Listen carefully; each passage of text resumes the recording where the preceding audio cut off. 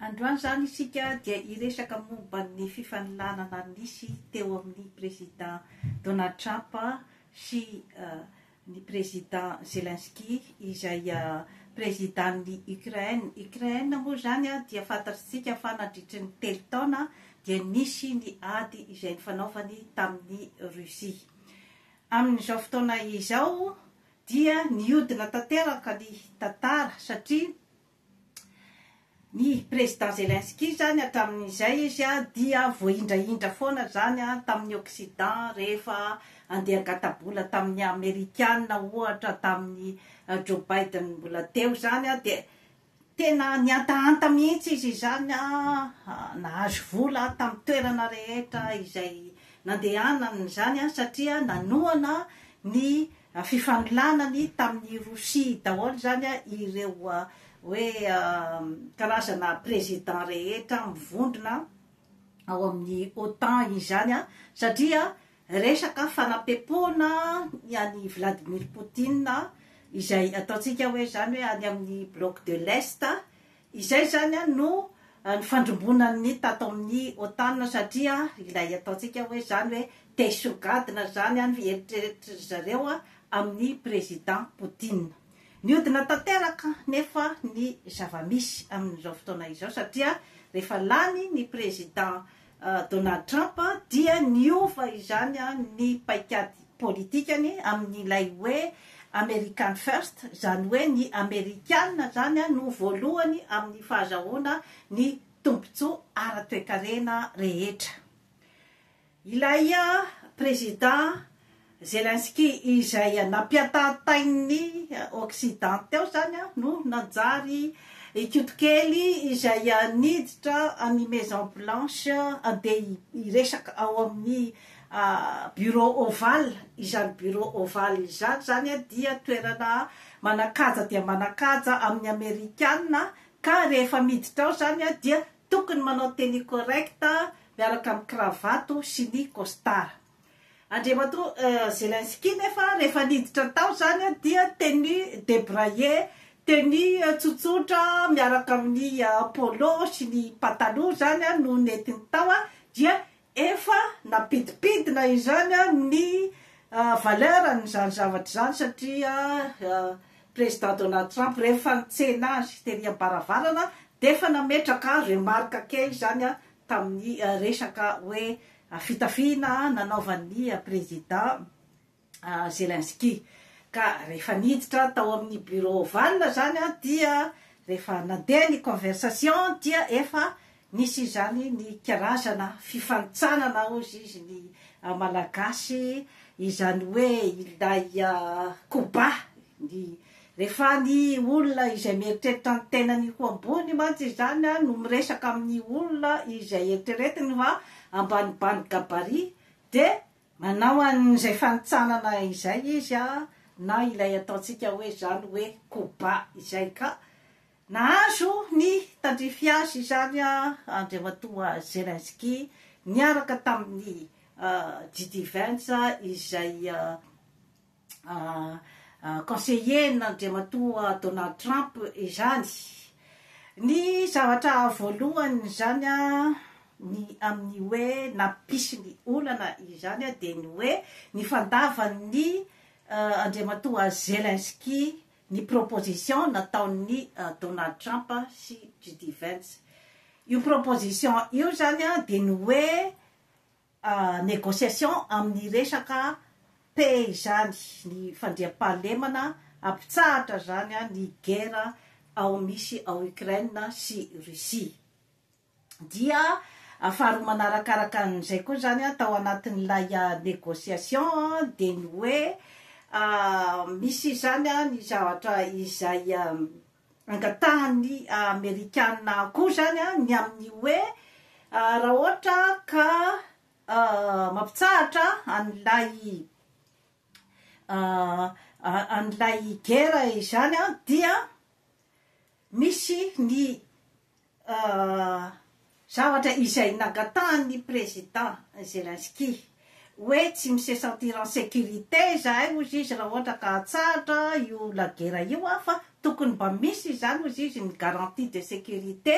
izay hoe mba omenareo aminay zany fa satria tsy atokisanay ny hoe raha ohatra ka mibava fotsiny ny zavatra rehetrarehetra tsy atokisanay zany ny président Poutine ka hoe tena anatsahatra an'io guerre io ka izay zany no hoe mila garantie zany zahay ny amin'izay fampitsaharana ny ady izay zany de teo zany no hoe napisy ny olana izany satria ny président Trump zany nangataka ny hoe ho remboursena ilay vola izay nomeny Joe Biden tamin'ny Ukraine nandritran'izay telo taona izay nanoanana ny ady io zany nahatratra hatrany amin'ny 350 milliards de dollars ny vola narotsaky ny Amerikanina tao de mila oneranareo zany izay vola izay ozy izy i Donald Trump amin'ny alalan'ny hoe avelanareo zany zahay hitrandraka ny arenakibony tany ao aminareo amin'izay zany tsika mifampizara ny tombontsoa de samy gagnant-gagnant izany zay zany no niteraka an'ilay karazana disadisa satria andriamatoa Zelensky zany rehefa tonga andeha hanao négociation angataka vola any amin'ny Maison Blanche angataka fanampiana dia tsy mba nanao kelikely soroka izy zany rehefa hoe mpangataka amina pozisiona mpangataka izany fa dia niseho hoe tonga de nanohitra any Donald Trump sy ny conseilleny zany ny amin'ny hoe io guerre io mantsy ozy izy ny zava-dehibe ambadikin'io ange ozy izy misy enjeu be dehibe amin'io fa nareo mitandrema fa misy océan goavana be nge ny manasaraka anareo sy ny Européanina amin'izao fotoana izao kanefa tsy hitanareo zay atsana océan goavana be zay ozy izy ka mety hipoky zay rehefa any aorina zany hoe ohatrany hoe mandrangidrangitra ny Amerikanina zany amin'ny Européanina zany i Zelensky ka nahatonga any Donald Trump sy JD Vance izay hoe niakatrakatra izany de hoe tsy anao akory no andeha ilaza aminay ny zavatra tokony ataonay fa zavatra hafa problema hafa mihitsy ny problema izay resahatsika amin'izao fotoana izao ny hoe ahoana ny anaovana ny cessez-le-feu sy ny hoe ahoana ny fomba iarahantsika miasa fa tsy idiranao ny amin'ny hoe resaka mombanay sy ny Européanina zay zany no nitenen'ny Donald Trump zany izahay dia on va se sentir bien ozy izy fa enao no mandrangidrangitra ny 3e guerre mondiale amin'izao fotoana izao ary de nahitsihitsy moa zany andriamatoa Donald Trump amin'ny fombafombany zany de ny hoe enao koa ozy izy nanoteninao aza tsy correct enao olona enao ane no namono olona be dehibe tao amin'ny tanindrazanao ka enao koa ty no hoe rehefa proposena la paix enao de enao koa ty no miakatrakatra zay zany no tenin'ny Donald Trump de teo zany moa zany hoe nandeha niana enao koa nge sady koa hoe miseho milay eto anao kanefa enao olona cocaïnomane mifokarongony nidina be zany lasa nidina bany be ny resaka conversation izany satria andriamatoa Zelensky moa zany de fantatsika fa mpanao atsika izy zany no napetraky ny Amerikanina ataony saribakoly zany tao Ukraine de hitatsika amin'izay zany ny hoe niveau izay niveau ny fahalalany lay olona zany izy apetraka amina situation sarotra de sarotra ka mety hoe na ny tenany ara zany efa tsy vitany intsony ny hoe inona ny teny tokony hoentiny any amin'izany bureau ovale zany efa mikorotana ny sainy amin'ny zavatra rehetra izay nitranga efa tsy misy ihany koa zany ny vola ampiasaina ao Ukraine amin'izao fotoana izao olona mikorotan-tsaina zany no andeha ifanandrina amin'ny Donald Trump sy JD Vance ka dia mora zany ny niekrazeny zareo azy. Mampieritreritra zany zavatra rehetrarehetra izany satria Andriamatoa Churchill koa nge tamin'ny zany fotoana izany tamin'ny fin deuxième guerre mondiale dia nanao teny débraillé ohatran'izay koa niditra ny bureau ovale fa io moa zany resaka question rapport de force daholo na ny resaka diplomatika zany izay hoe afaka hiatakena ny adversaire izay heverina zany fa osaosa kokoa zany ka amin'izao fotoana izao zany dia niombona indray zany i Poutine sy Donald Trump kanefa tamin'ny voalohany zany dia i Poutine no fahavalony rehetrarehetra tamin'ny mbola fitondran'ny Joe Biden zany niaraka tamin'ny Européenne dia i Poutine zany no tiana ho ekrazena amin'izao fotoana izao nefa zany niodina tantara niombona indray zany i Poutine sy Donald Trump izay hoe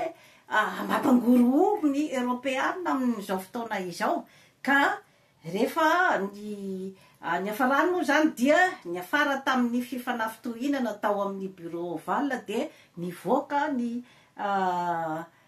Maison Blanche zany Andriamatoa Zelensky tao anatin'ny atezerana zany no niafaran'ilay discussion izy zany tsy nametraka an'ilay signature izay hoe fifanarahana amin'ny resaka paix fa dia niala ny trano izy zany incident diplomatique daholo zany zavatra rehetrarehetra izany satria na ny langage zany na ny andaniny na ny ankilany zany dia samy tsy nisy nampiasa ny langage diplomatique sy ny fifanajana izay hoe tena nanafitohina ary mahamenatra dia mahamenatra satria hoe amin'ny première puissance mondiale ve no tsy ampiasa an'izay resaka diplomatie izay dia naoraka eran-tany zany iny fifanenan'ny Zelensky sy Donald Trump iny dia rehefa avy eo Andriamatoa Zelensky na dia tany Londres dia tany zany no somary mba nanafisafo kely azy kanefa moa tsy dia tena hoe dia nanome vola be manao ahoana moa zany fa teo amin'ny 2 milliards teo zany no nomeny Londres dia ny Union Européenne zany no mbola nivory hoe ahoana ny ataontsika zany hoe anoana an'ilay la guerre ve isika sa hoe ampitsahatra zany anio satria ny fampisaharana ny la guerre zany dia ohatrany hoe manome tombony zany any Russie sy ny États-Unis zany hoe ohatrany hoe zany hoe fandresena ho an'ny Rosiana zany ny fampisaharana ny la guerre kanefa izy no olona tena tiana ahisana ka Andriamatoa Donald Trump zany ny antony nakany any Poutine ho namana zany dia ny hoe izay resaka efa ny promettre ny Amerikana izy zany hoe rehefa tonga eo amin'ny toerana izy zany dia ampitsahatra ny la guerre zany hoe nitazona ny teny nomeny izy zany ary ny Sinoa koa zany no tena atahorany Amerikana izany ny firongatry ny fiakaran'ny ekonomin'ny Sinoa zany io zany no tiany Donald Trump ho stoppena ka nakany allié any Poutine zany mba i-contre any Chine hitatsika amin'izany zany fa tena hoe mifanolana ny tany vaventy eran-tany amin'izao fotoana izao inona zany no mety ho conséquence n'izay zavatra rehetrarehetra izay zany amin'ny hoe ekonomitsika malagasy ny fampandrosoana ny Madagasikara sy ny hoaviny ny Madagasikara mihitsy izany. Misy ny fiatraikany satria andriamatoa Donald Trump dia mazava ny azy fa ny resaka ekonomika zany guerre ekonomika io ataony io ary ny hoe ny tombotsony ihany zany no jerevany ao anatin'izay hoe karazana fanapahan-kevitra rehetra izay napetrany izay ka ao anatin'izany koa zany ny famoanana ny saide zay manome asa be dia be ho an'ny olona ao Madagasikara, ny famoanana ihany koa ny AGOA izay hoe industrie manufacture mamboatra akanjo izay ahondrana zany any États-Unis ka miteraka asa be dia be zany ho an'ny olona ao Madagasikara ka famoanana n'izay zavatra rehetra izay dia hiteraka tsy fananan'asa. Hitantsika zany ny hoe entitra andriamatoa Donald Trump ary izy zany tsy mivaky loha amin'izany hoe resaka diplomasia, tsy mivaky loha amin'izany hoe fanafosafo rehefa miresaka zany, mety ho force n'izay, mety ho faiblesse satria ny demokrata ge dia tena olona manam-pahaizana daholo ary dia tena spesialista n'izany atao hoe diplomasia izany sy ny Union Européenne koa zany ka io milay hoe vava sy lafaka io zany no ambenany rehetra sy ny fietsika izay hoe tsy voatandrina avy any amin'andriamatoa Donald Trump zany no ambenany rehetra kanefa rehefa tena zohina ny hoe fombafomban-drandriamatoa Donald Trump dia misy marina be dia be, misy fahamarinany betsaka zany ao ambadiky ny zavatra izay lazainy ny amin'ny hoe American first, zany hoe ny Amerikanina no lohany zany amin'ny tombontsoa rehetra ao Amerika. Tsisy maharatsy an'izay zavatra rehetra izay fa tampoka loatra ihany koa zany ilay karazana décision ho an'ny firenena rehetra maneran-tany ilay hoe fampiakarany ny taxe izay ny entana rehetra izay miditra ho aminy tampoka ho an'ny rehetrarehetra izay satria manjary mitondra karazana fikorosoan'ny toekarena amin'ny ivelan'ny États-Unis zany zay zavatra zay satria maro dia maro zany ny firenena izay mifanarakarabavitra amin'ny États-Unis. Hitodika zany tsika amintsika ao Madagasikara. Hitantsika tsara zany ny fombafomba zany hoe Donald Trump zany, hitantsika ny personnalitény olona tsy mitsitsy vava ary olona izay hoe mahitsy ka mila miomana tsara zany raha ohatra ka ifampiraharaha amin'izany Donald Trump izany ny malagasy, ny ambasady malagasy, ny ambasady ny Afrika izany mila miomana tsara zavatra efa mipetrapetraka no mila atolotra ny olona ohatran'ireny fa ataony ohatran'ny randriamatoa Zelensky zany hoaniny amin'ny mora kely foana raha ohatra ka tsy mavesabesatra zany ny zavatra izay atolotra. Inona moa zany ny tiako ambara io resaka hoe code miniera io efa naverimberiko teto foana ny hoe mila jerevana, mila atao entitra zany ny momban'io satria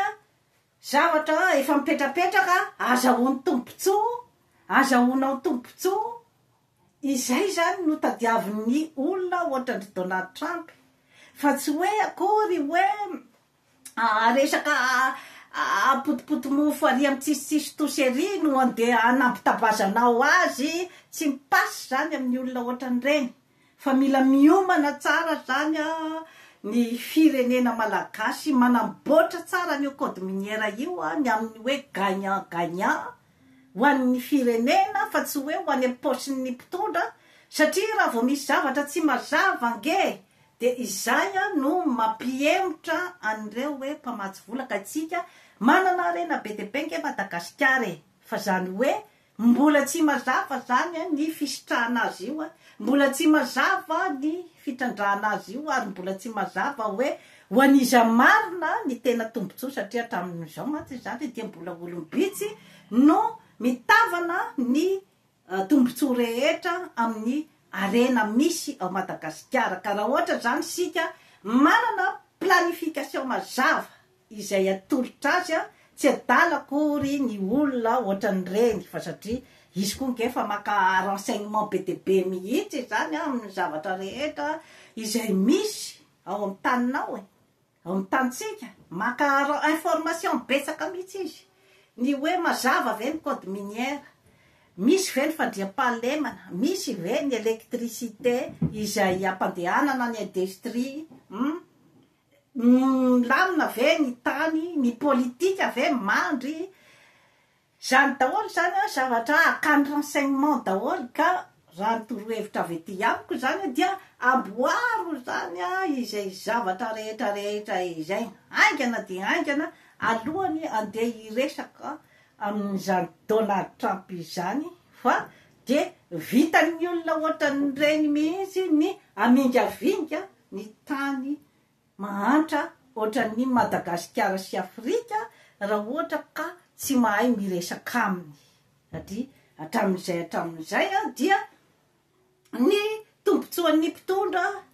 mpitondra zany no mameno posy ao Afrika sy Madagasikara. Ny olombitsy no manjary millionnaire sy milliardaire fatany daholo ange zay zavatra rehetra izay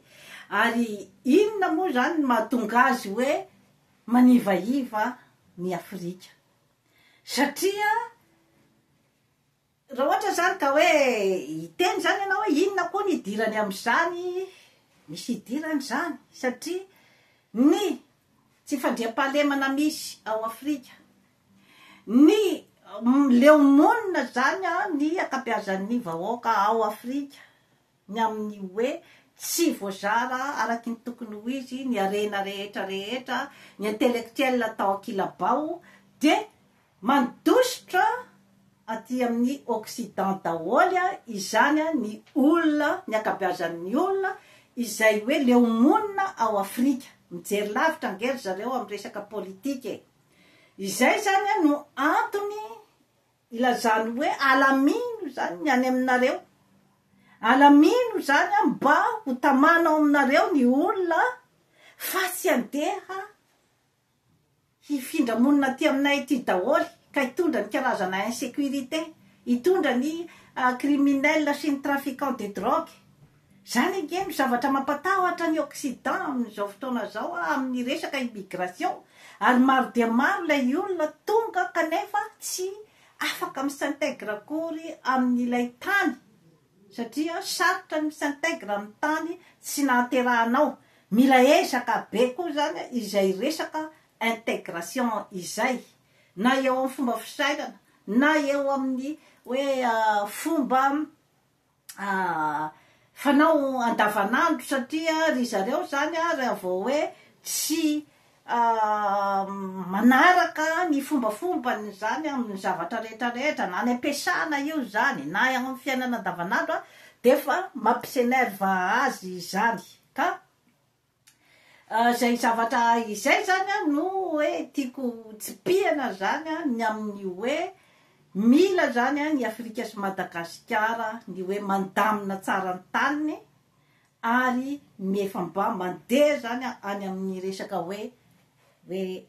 fiandrianam-pirenena sy ny hoe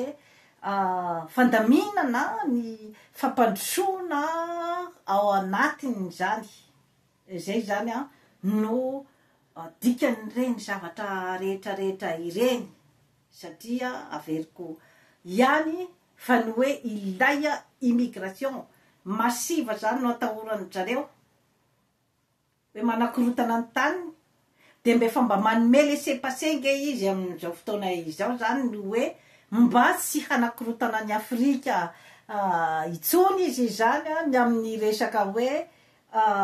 fitsabatsabahana amin'ny raha politika ny Afrika. rehefa manome laissez-passer izy hitanareo reny hoe nitrangatany Senegal ireny ry Ibrahim Traoré any Burkina Faso reny nge raha ohatra ka tamin'ny mbola andro taloha zany de efa nivonoana reny olona reny ry Ibrahim Traoré reny satria hoe te hampandroso any Afrika izany fa matoa zany efa mba avelany eo de efa misy tombotsony ihany koa zany ny amin'izay hoe fampandrosona ny Afrika izay satria ny Afrikanina ihany nge no mamono Iran zany mamono an'ireny karazan'olona reny ohatra ny Thomas Sankara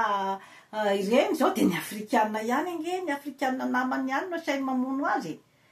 zao sahirana be zao i Paul Kagame amin'izao fotoana izao izay hoe ny Iran ny Occident androba ny Afrika tao amin'ny République démocratique ny Congo